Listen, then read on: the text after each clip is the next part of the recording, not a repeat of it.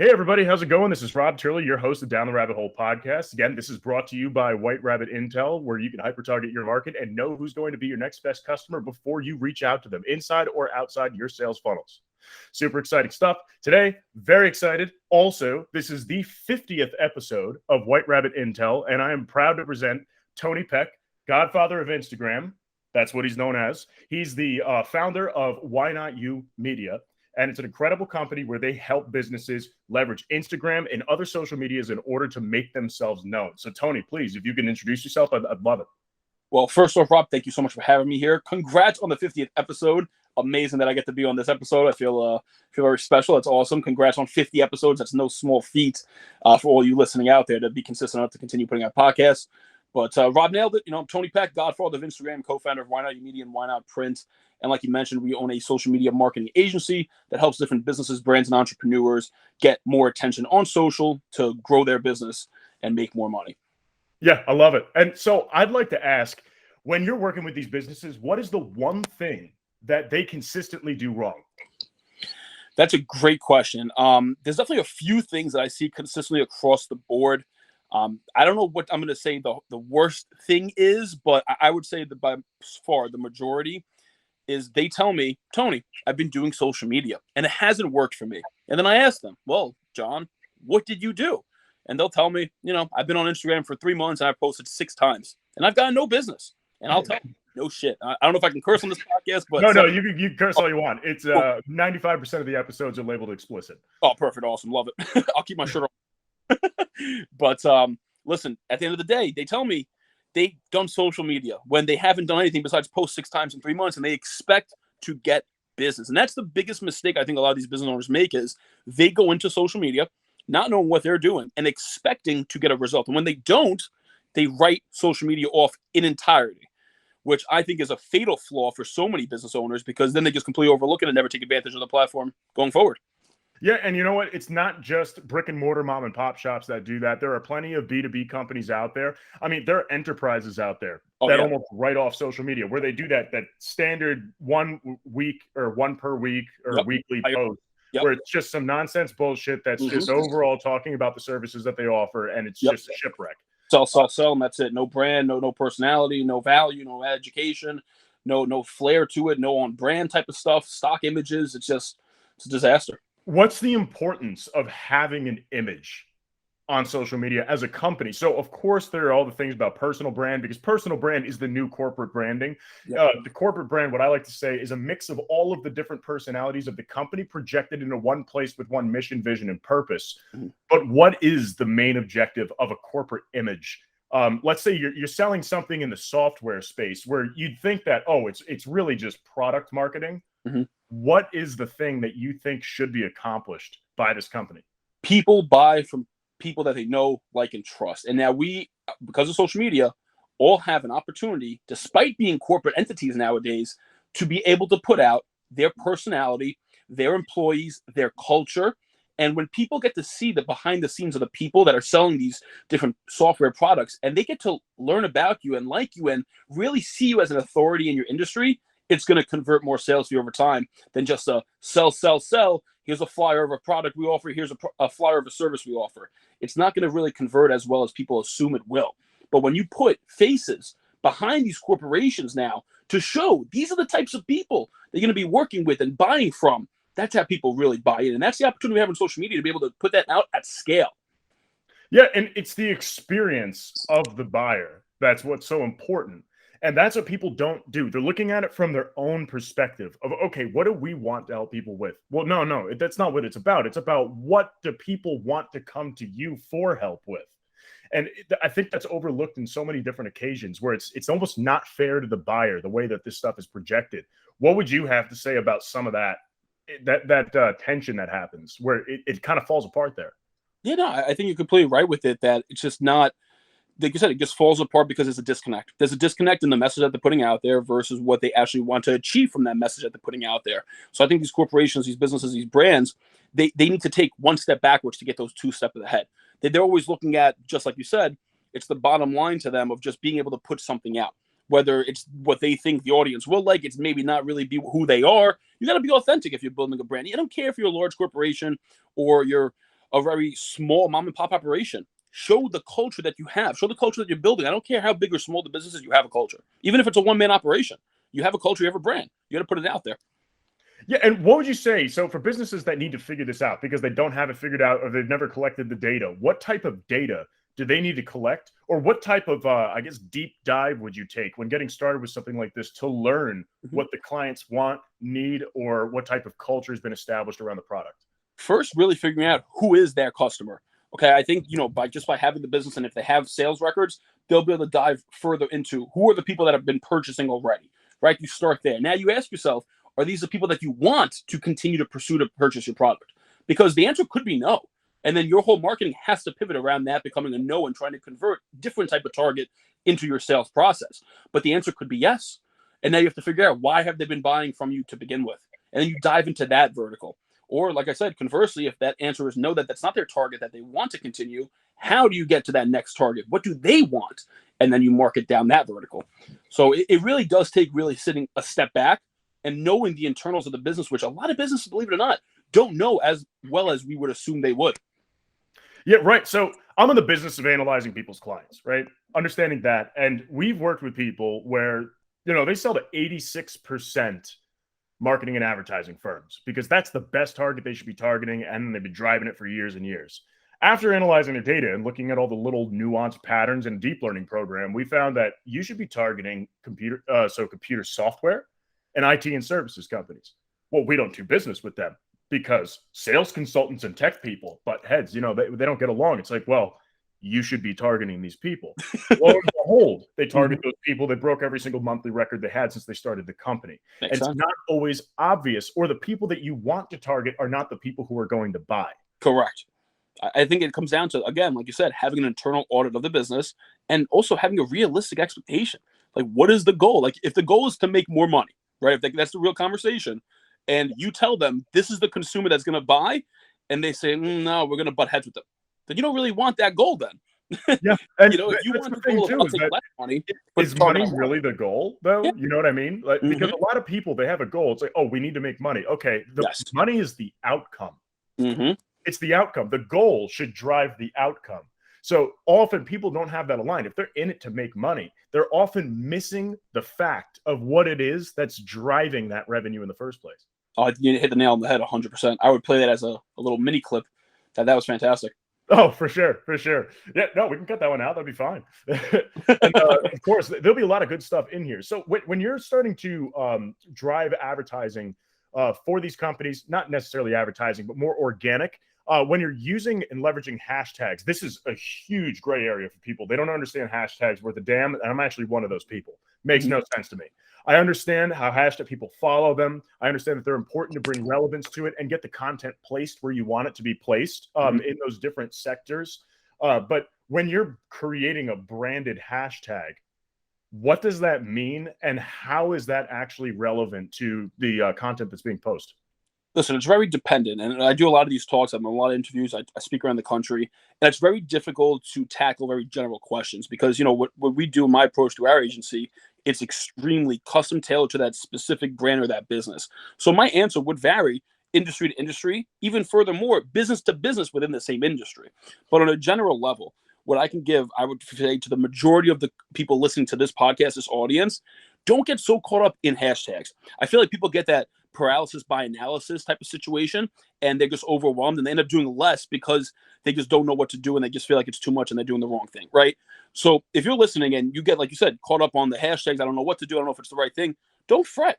When you do a post, attach relevant hashtags to your post. You can do 5, you can do 10, you can do 15. It doesn't matter. It's not going to hurt you in a negative way. The only thing hashtags can do is give you a positive result potentially, right? Now, as you said, if you're going to brand the hashtag to your specific business, the best way to go about it, I would say there's 2 really good ways. One, every time you post, you put that hashtag up there. When we were building our business, Why Not You, everything I posted, I would put Why Not You. It was a front and center thing you saw to get the name out behind the brand, right? Now, secondly, if you're already an existing brand, but you want to brand a very specific hashtag for your brand, whether it's a motto or a catchphrase or a word, you want to somehow tie it into something that can get spread to your audience quickly like wildfire. And one of the best ways to do so is through a giveaway. And your giveaway could include part of the rules to participate to win the giveaway is you need to tag us in your story and use this hashtag. And now your hashtag, your message, it starts to spread like wildfire to your existing consumer base and the consumers that are following them. And that's probably the best way to do it in a short span. And in the long span, like I said, every time you put some piece of content out, whether it's a post, whether it's a story, you put that hashtag front and center so people can see it, and they slowly start to assimilate that with your brand. Yeah, and I like what you said with the giveaway, because you can start looking at who's posting with these hashtags. For example, if it's on Twitter, you can get twubs, and then you can register a hashtag, and you can see all the feed that comes in from that hashtag. Yep. For example, we have like hashtag AI for good, hashtag White Rabbit Intel. We have hashtag sales enablement. We actually own that one. Yes. Yeah, nobody bought it. What? Yeah, well, that's great. So, wow, that's surprising. Yeah. Yeah, exactly. When we saw it, we were like, are you kidding me? This isn't taken. This is insane. That's great. Yeah, we bought the hell out of that, all the licensing to it. That's awesome. But point is that with the giveaways and everything on Instagram, super easy to track. Follow the hashtag. See everybody who's posting. It's literally a feed in every single social media. Then you can start doing a giveaway based off of that. You DM them. If they're responsive, they win. If they're not responsive, they don't win, because then they're not an engaged piece of the audience. Exactly. Nailed it. What type of giveaways have you done in the past? And let's say this is like big business or mid-market business, and there's not much they can give away. What would a giveaway entail where it would be worth people engaging with to get it? I think that's a fantastic question, because I'm going to hit both sides of the spectrum right now. I've done giveaways with the Kardashians, where we've given away $100,000 between cash and bags. And I've done giveaways with the local pastry shop for $200 gift card. Okay, so now if you're listening, we're going to get really tactile here. That's a hell of a spectrum, by the way. Hell of a spectrum. The biggest spectrum you can find, I'm on that spectrum when it comes to this type of stuff. And I think this is where you can get really tactile advice if you're a business owner listening. It doesn't matter how small your operation is, okay? At the end of the day, people like free shit. Doesn't matter what industry you're in. Now, what I've seen time and time again through giveaways, we've done so many with smaller businesses that they've given away gift cards to their product. It was not as successful as them running a giveaway with just straight cash. So no matter what business you're in, whatever cash you're able to afford to give away, and you can write it off as a marketing expense as well, which is a plus, give away in cash. Okay? By far, that's going to get you the most result, because it's the most generalized audience you're going to be able to bring to you. Now, if you want to get really specific and you're like, I don't want anyone to come follow my page that has no interest in what I do, they just want to win money. Fine, I understand the situation, the conversation. Then that is where you give away a gift card specific to your services, because we've done stuff with like salons, right? My followers aren't going to be opting into a salon giveaway if you're giving away a gift card to Manny and Petty. I don't have a lot of female followers as much as I do male followers, right? So my demographic won't pick up as much. So if you're understanding of, if you do a giveaway and you're going to give away a specific gift card or incentive to your business product services, you're going to alienate a good amount of people. So it's going to get less reach. So if your goal is reach, I would do cash. If your goal is to get your brand out there a little further, keep it specific and give away something that you already have. Listen, there's a cigar lounge local to me. I think this is great, by the way. They have a membership option. It's $1,000 for the year. When you pay that $1,000, they then hand you a $1,000 gift card back to spend in the store. It's brilliant. It really is. I do it just for that. I don't even go to the lounge that much, but I know I'm going to spend at least $1,000 a year in cigars. So they're giving me, I'm paying them $1,000 for the membership in money, cash, credit card, whatever it is, and then they give me $1,000 in-store credit. So that's like a way that I look at it as it's a very specific consumer type of thing, though. So if you want to hit the consumer that you really want, then you go specific on what you're giving. If you want more reach, you want more eyes, you want to expand, cash.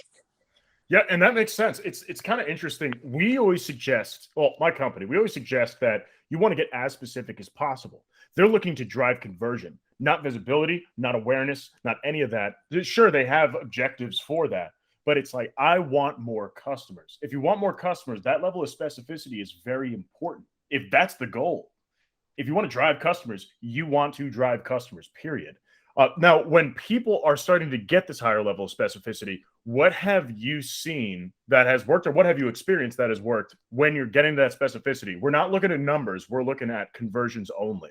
What are the suggestions that you have for that? It's honestly, I'm big on expectations, right? So if they're really going to get really specific, they need to understand what is the reasonable cost per acquisition for that very specific lead or acquisition, the sale, bottom line, right? That's an important question, because sometimes it's so specific that it may cost so much that it may not be worth it at the end of the day for the return they're going to get on that investment. So it does come down to that business also knowing their numbers, where I've had many conversations with many businesses that I would ask them, how much can you give away in acquisition cost? What is the lifetime value of the sale you're going to get? I have no idea. You need to find that out, because I cannot tell you what we're going to do is beneficial to you if you don't know if the return's going to make sense or not. So I think that's a big thing with the businesses really finding out. And something else I want to say too, is I kind of want to challenge that thought that you said about only focusing on very specific. This is my logo for my company, Why Not You? And the way that I think about stuff, and this is how I built my brand personally. So this is why I think it does apply to specific cases. I went upside down triangle model. I got a really general audience. I got really, really known. And because I was so known on such a large level that was super general, not everyone's going to buy from me that knew me, I able to get really deep and tight and specific to a very localized area. Because now I'm the biggest account in the Westchester County.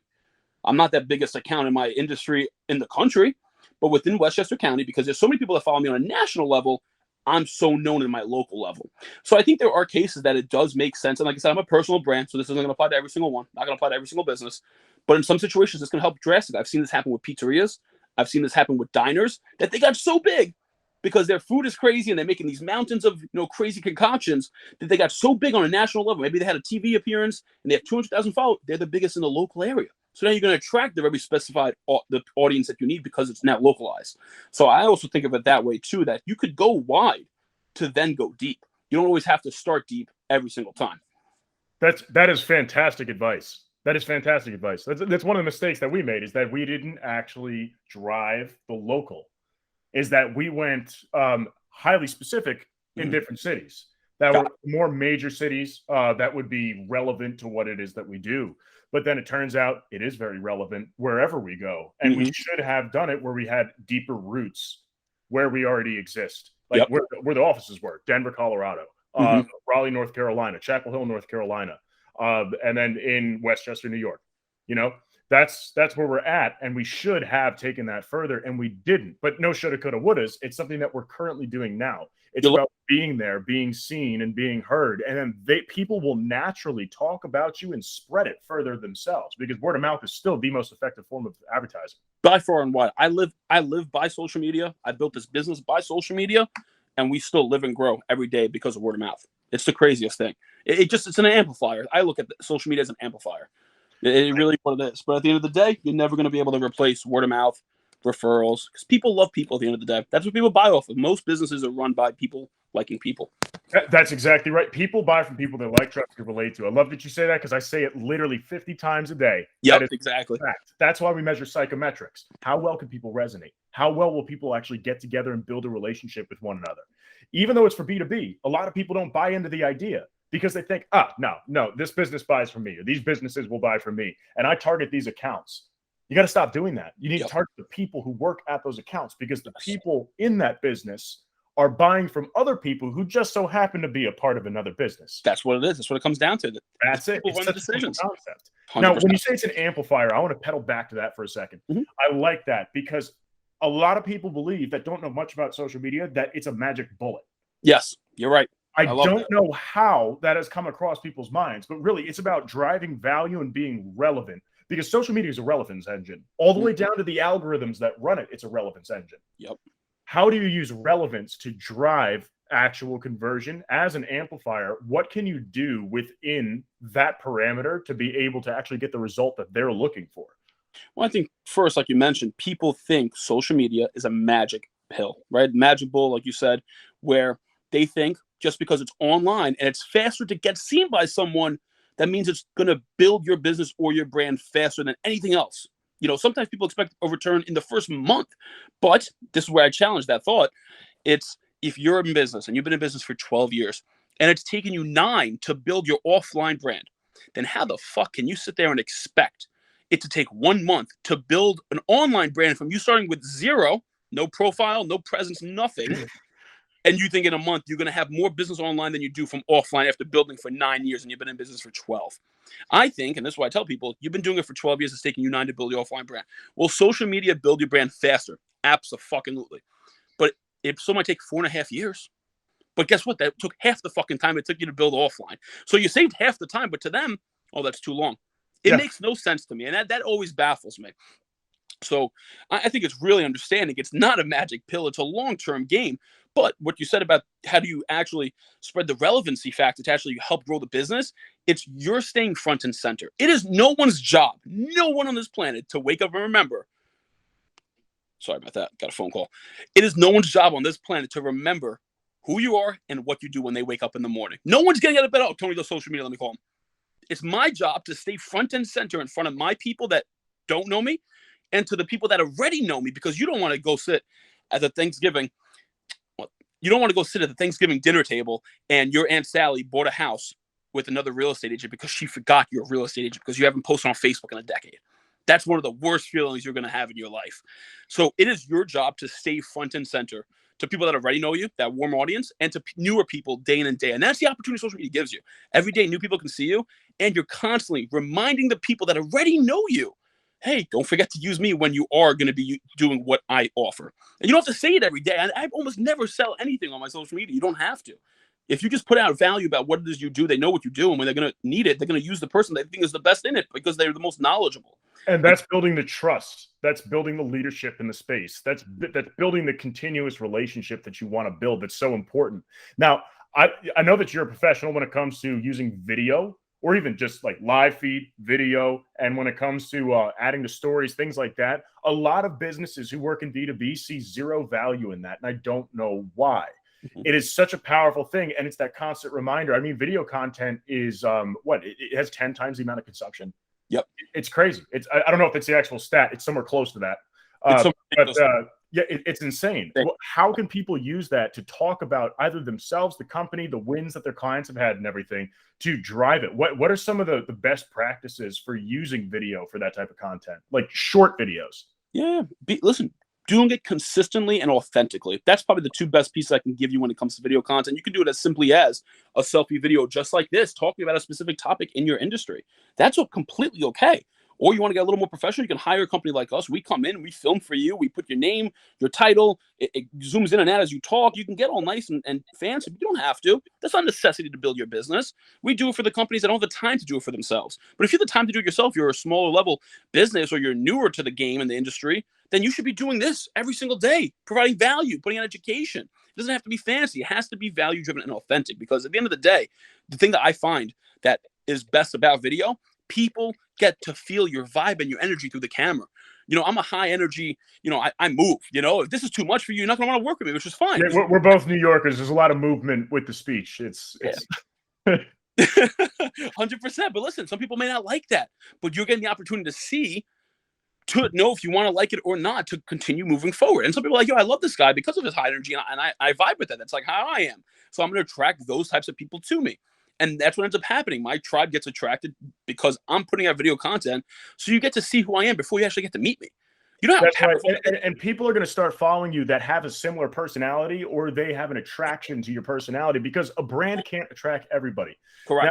Now, this is what pisses me off in the market about the idea behind TAM, total addressable market. Mm-hmm. The total addressable market is anybody living, breathing with a pulse and a soul that might buy your product for some reason. Yep. God fucking knows what reason that they could buy it, but they could. Yep. They could. Like I could buy like a tax audit service, but why the hell would I use that? I'd use my own taxes.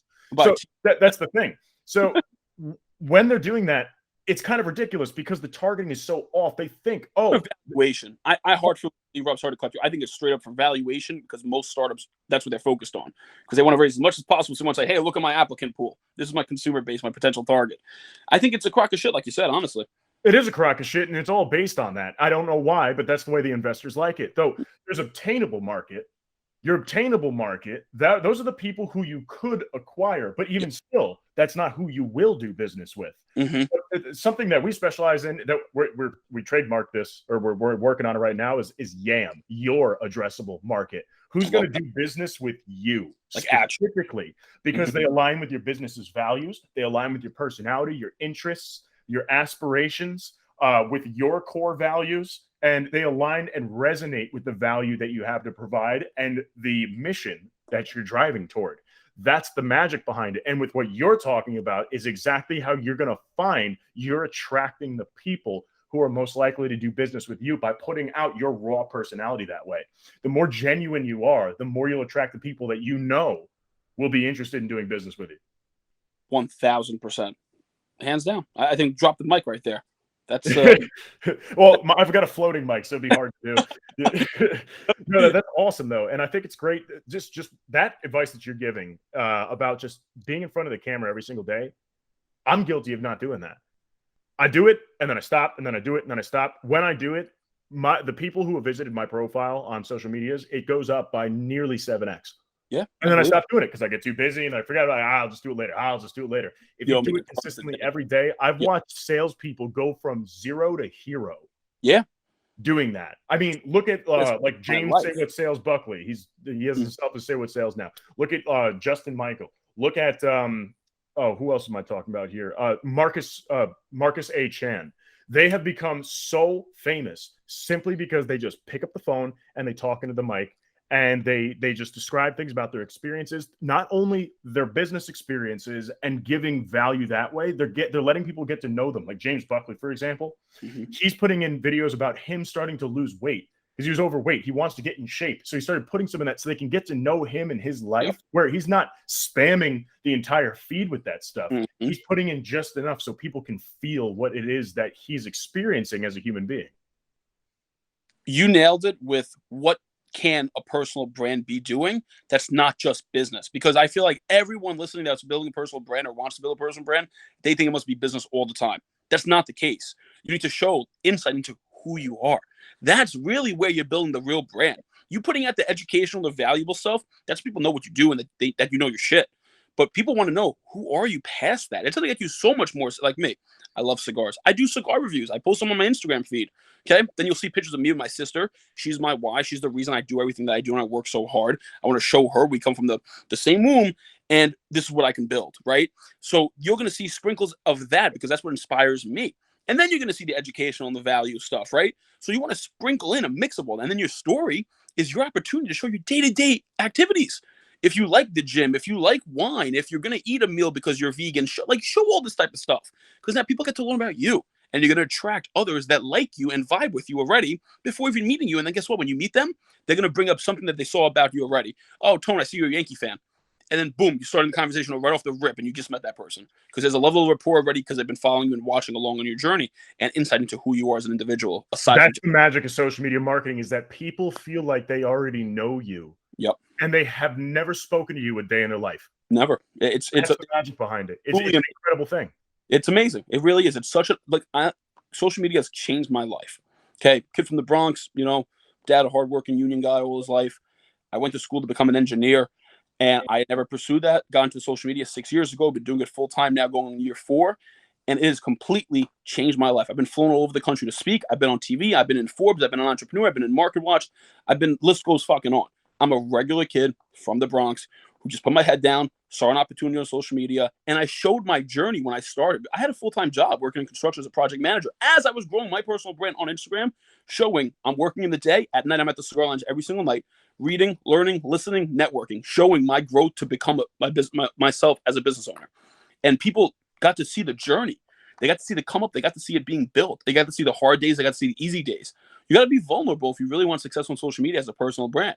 And if you're willing to do that, you're going to be able to build a real following. I get stopped in the street, Rob, by random fucking people that follow me on Instagram. It's the craziest fucking thing. I'll be out with my sister. People will be like, Tony, I follow you. Just yesterday, the fucking UPS man. I'm walking down to my house. He goes, Tony Peck? So I'm just thinking he's looking at a package. He comes over and hands me the mail. He goes, I was looking at the mail. I see your name. I'm like, holy shit, I fucking follow him. This is crazy. You imagine this? My fucking mailman. What? I'm a regular guy. That's the opportunity and the power social media has. And people don't really understand how it's literally at your fingertips. At the end of the day, if you put the work in and your head down, you can become something without TV, without radio anymore.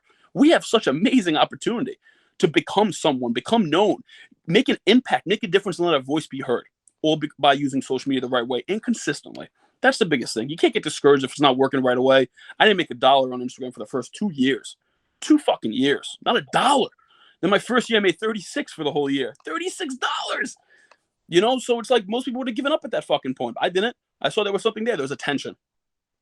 It's bottom line. That's all it was at the time. I just had attention. Had a lot of followers. Didn't know what I was going to do with them. Didn't know what the fuck I could do with them. But I had attention. And that's the amazing thing social media gives you. It gives you the ability to build organic attention and build a community around yourself, around who you truly are. You said attention because there's a difference between attention and intention. When you get attention, you need to convert that into intention. And you need to monetize it. Because attention will never get you anything. Correct. So a lot of people, they do these awareness campaigns. They get a shitload of followers. And then what? Nothing. They Nothing. just keep doing it over and over again, copy and paste the same process. They got a bunch of followers. They haven't made a cent.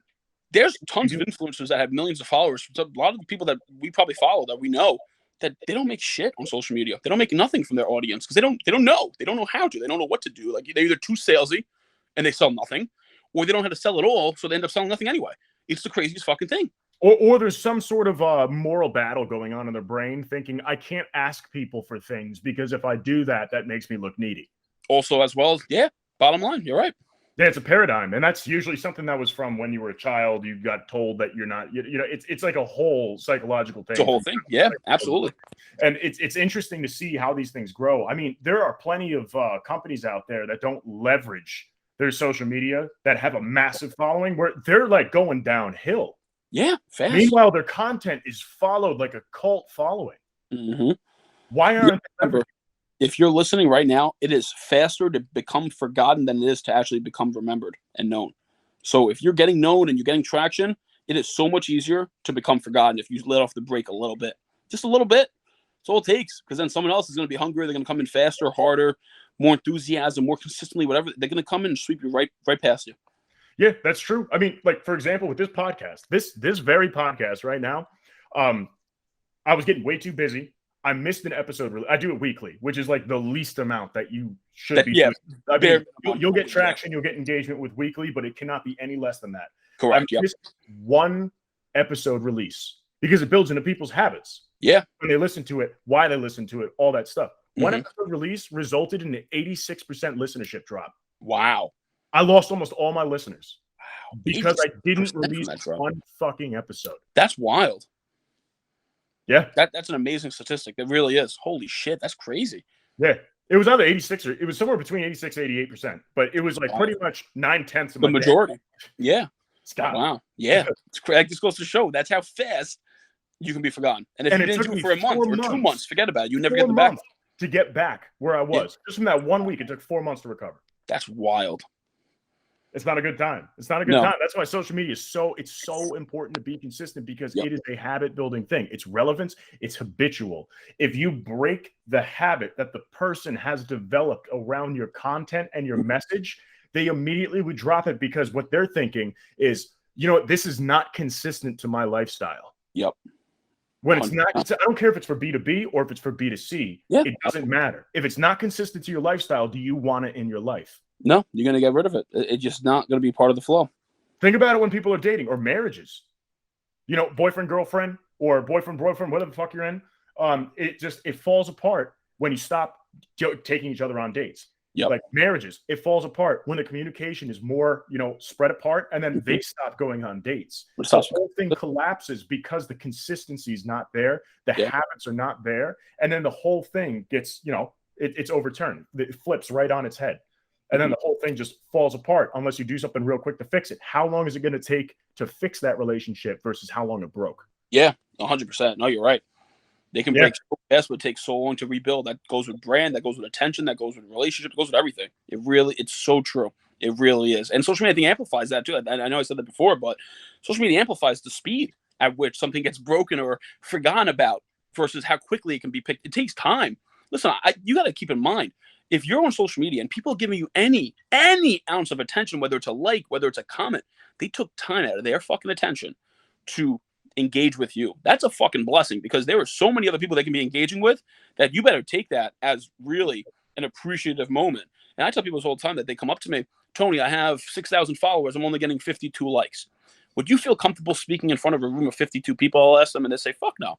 Well, why do you treat the 52 likes as nothing? They're real fucking people. If you treat all 52 as real people and DM'd every single one of them, you'll convert. You'll end up getting business from your small amount of likes. It's not just a like. It's when you're saying comments, I generate most of my opportunities through comments. Comments on posts, whether it's my post or their post. I love that. And then other people who are involved in that post that I've never even met before. Yep. It creates a separation. That's the way that it works. And most of the opportunities that I get, it's just by putting in something that continues the conversation and the discussion, or teaches someone something new within a comment. And then they reach out to me saying, hey, you're an expert. I need to know what you know. Social media is meant to be social. If you're social, you'll win. That's bottom line. Not a one-way street. So many people treat it as a one-way street. If I just post all this shit, I'm going to get everything. Come to me. Why? Why are they going to come to you? You haven't done shit to them. You haven't fucking engaged with them at all. I still send out DMs every single day to connect with people. I have 370,000 followers. I'm verified. I still send out DMs every single day to people to connect. Fuck, you have 402 followers. You can't take the time out to build your audience and your community. There's no reason people are going to come find you out of nowhere. People have that mentality of I'm just here, so people should come. If they eradicate that thinking and say, I'm here, there's others here, I have an opportunity to go find others, versus when you used to cold call back in the day and you had a name on a list with a phone number. Now you have an Instagram name, you get photos of insight into their lives and who they are. You can send them a personalized DM. Hey, Tony, I see you're into cigars. I'm a big cigar smoker too. I recommend you try this out, man. That's it. It has nothing to do with business. Nothing to do with business. That's personal. But now you build a relationship and it turns into business. And people miss that mark so often with the spam DMs of, hey, buy my shit, buy my shit, buy my shit. Oh, you gotta love the one-hit pitch. That's the most hilarious thing in the world. Why the hell are you sending me a message? I've never met you in my life. I don't know who you are. You've never interacted with me. You sent me a connection request on LinkedIn saying I've got this product. Yep. Those are the where I hate the LinkedIn. I don't even look at my LinkedIn messages anymore. I haven't looked at them so long. I can't. It's just pure spam. The audacity of, like, okay, imagine this. You walk into a bakery. You're waiting in line. Someone walks up to you saying, yo, dude, I've got these awesome cashmere socks. You want to buy them? You're either going to, one, punch the person in the face, two, you're going to run away, or three, you're going to call the police. Yeah. This person's literally batshit crazy. That's not how the world works. You're going to walk up to them and say, hey, how's it going? And then you're going to start getting to know them. You're going to ask a couple questions. You know, you might tell a story about how you lost your sock in the dryer one time. Where did the socks go? I don't know. Probably somewhere in the ether, different dimension. And then, you know, move into it and say, you know, I've actually got these socks right now. Then move into it. You don't just strike. It's just like dating. You don't walk up to a girl and say, hey, let's make out. Yeah, you're right. 100%. That might work. 1 out of every 1,000. It might. You don't know. but that's not how it works. Then you got to really understand it's a numbers game for you then. You know what I'm saying? Like, you can do that by all means. You can shoot your load every single time you send a DM. Every single time it'd be a sales message. But just understand, as opposed to sending out 100 a day, you need to send like 1,000 a day. Because your conversion rate's going to be so much lower than the people that's exactly right. So my head mathematician calculated this. You have more chances of playing the lottery and winning some money, whether it's $2 back, $5 back, whatever else. You have more chances winning money playing the lottery than you do with a success rate on pitching upon the connection request. Really? Yes. You have better chances winning a lottery number. That's wild. Yeah. That's insane. Well, for all the people that are just trying to go for the mass quantity of numbers, then just it might not even be law large numbers works. It's literally the function of nature. It's just how many will it take to get there? Are you willing to put the time in to get there? Most people aren't. Most people want quick. Yesterday, they want yesterday. Yeah. No, and I mean, now they're automating it. Automated messages have an engagement rate that is like atrocious compared to what a direct message is. It's abysmal. Yeah. You're better. I tell everyone this. You're better off spending the same time that you're going to spend to mass spam 1,000 people. I'd rather you take the time to quality message 10 people. Because you might convert 5 of those fucking 10 versus the 1,000 spam ones you're going to send you nothing potentially. Like, and then how much brand damage did you create in that process? Yeah, that's another thing too. People are going to block you, unfollow you, they're going to write you off. They're never going to fucking respond to you, never going to engage with you.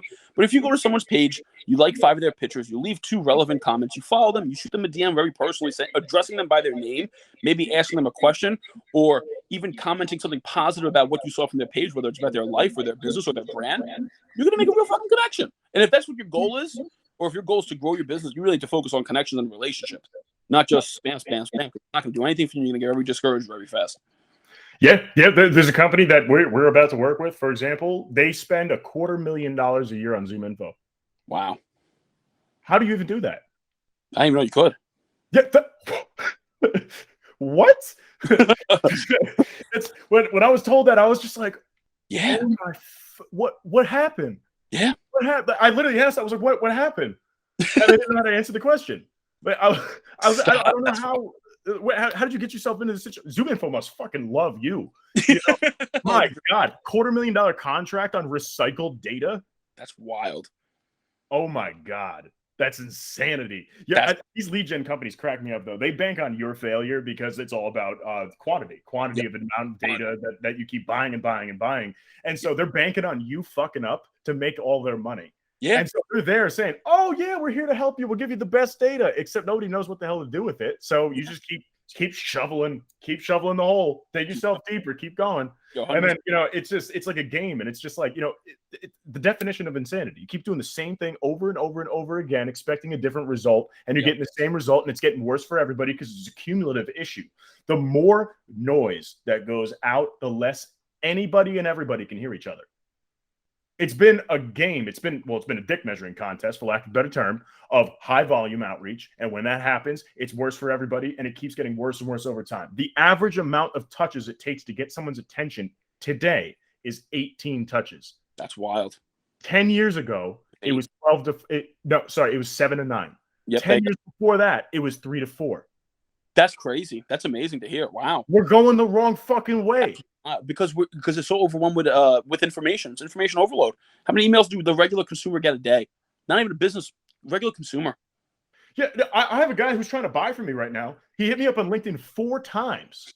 And I didn't even see his message because it got buried so quick with all the other shit. Of course, it's all spam shit that comes in. He's trying to pay me, and I didn't even know he was trying to pay me. I don't even look at my LinkedIn messages. To me, it's such a waste. They're all spam. It's almost all spam. I'm sorry if there's people in there that are trying to connect with me on Instagram, because LinkedIn ain't going to do it for me. It's just too much spam. Yeah, that's funny, though. You're getting less spam on Instagram than LinkedIn. And on Instagram, but I get a lot of inbound on Instagram from, like, people, like, in general. I get, sometimes I get spam. Don't get me wrong, but LinkedIn's, like, all spam. At least it comes off as all spam because it's the same fucking message every single time from different people, Hey, they're using the same automation company. It's the same shit. The message is all structured exactly the same. Hey, I got this product, blah, blah, blah. Try this, free trial, this, that, or the other. Let's get on a 30-minute call. Bro, what the fuck? How about you comment on something first, or you engage with me a little bit first? Like, it's crazy to me. It's laughable. I like to be wine and dine before I get fucked, right? I commend them for trying, but if they're complaining about not getting results, I don't feel bad for them whatsoever. Yeah, no, and that's it. Just like I said, I like to be wine and dine before I get fucked. Yep, exactly. That's the thing. You don't just go in for it like that. Yep, no, it's funny. So this will be we're going to be moving to the next stage here. Now, one question, actually 2 questions. But first question is, if everybody were to forget everything that we just talked about today, what would be the absolute one thing that you would tell them to walk away, apply to their business today that will get them results? To engage on social media. I think bottom line, that's the most important piece of advice I can give anyone. Even if you don't have any content, you're not creating any content, but not putting any content out. If you were just on social media, engaging, you will be able to generate business. I have a friend that has no post on his Instagram. He has a bio that explains what he does as a real estate agent. He has a profile picture, and all he does is engage and send out DMs, and he gets business. So engaging is, if I can give you one piece of advice, one thing to do, no matter what, engage. That means send out DMs, like people's pictures, leave real, relevant comments, and follow people. And usually, I like this is not a comment. It's adding to the value of whatever it is that they're trying to provide or provide. A real comment. Yeah, don't just leave an emoji. You're going to give them a little engagement. They're going to appreciate it. But if you really want to go deep, leave a relevant comment. Like, it could be a comment. You can be commenting on a picture with their family. Beautiful family. When they just have a first one. I remember when I had my son, beautiful moment. God bless. Congrats on your son, Luca. Fuck, how long does that take to do? You know what I'm saying? Like, that's it. Engage. You'll get business. You engage. If you engage authentically, you're going to get business. Yeah, I mean, and listen to it. If anything, listen to it from an influencer. Literally. Yep.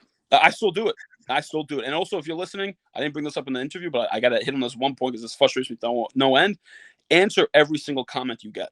I don't care if you get 3 comments. I don't care if you get 216. I get hundreds of comments. I answer every single comment, and I go back on a monthly basis to all my past posts to see if anyone else has came to my page and commented on past posts. I've been trying to get people to do this for so long. Answer every single comment. I don't care if they say, this is cool. Or I don't care if it's a spam comment. I answer every spam bot. If it's a bot that comment, I fucking comment right back. Yeah, same. Engagement. It's more engagement. It shows that you care. It shows that you're active. It shows that you're there. You're present. You're front and center. Because the algorithms love when the author comments back. Yep, exactly. You're doing yourself a disservice by not. And it doesn't take much time to do so. Yeah, like the average number of comments that I get on each of my posts, I only post like 3 times a week. How many comments do you get total? I usually get somewhere around 50 everything. to 60. 50 to 60 on each post. How much time does that take you to fucking answer them? What, 20 minutes? That's it. 20 minutes a week. The fuck? It's not even saying it. It takes a lot of time. That's the difference between getting what? You get, 150 views of your post, and then that converts it to like 7,000. Yeah. 100%. I'm gonna get 14 likes, maybe, maybe 25, somewhere within that range. But then I'm getting 50, 60 comments. It's amazing. That's what you want. You want comments. It's real You engagement. want the comments because that's where they took the time. They're so enveloped into the post that they don't even think about the like button. Yep. You got to reward them straight to the comment because they have to put the 2 cents in. And you got to reward them. You got to answer every single. I don't care if you're listening, you only get 2 comments. Answer the comments. Even if it's your mom, answer the fucking comment. Like, answer them. Because when people come to your page, they're going to check it out and they're going to be like, this guy doesn't fucking answer. I'm not even going to DM him. He doesn't answer his fucking comments. And take it from me. Like I said, I get a lot of comments. I get over hundreds of comments a post. I answer if someone says they follow my content and they talk about a post or something like that, it makes me wonder, as the content curator, why aren't they commenting? They're talking about my content. Yes.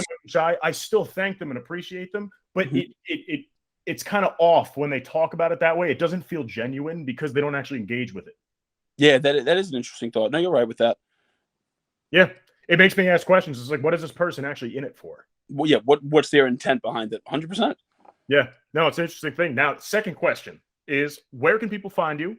What's the best place to contact you, and what website would be the best place for them to find you? Because this guy does incredible work. If anybody wants to work with him, I highly recommend it more than like anything. So thank you, Rob. I appreciate that. You guys can find me. Main place is Instagram. My Instagram handle is Tony Peck, TonyPEC_. I got the verified blue check, about 370,000 followers. That is my profile. Follow me.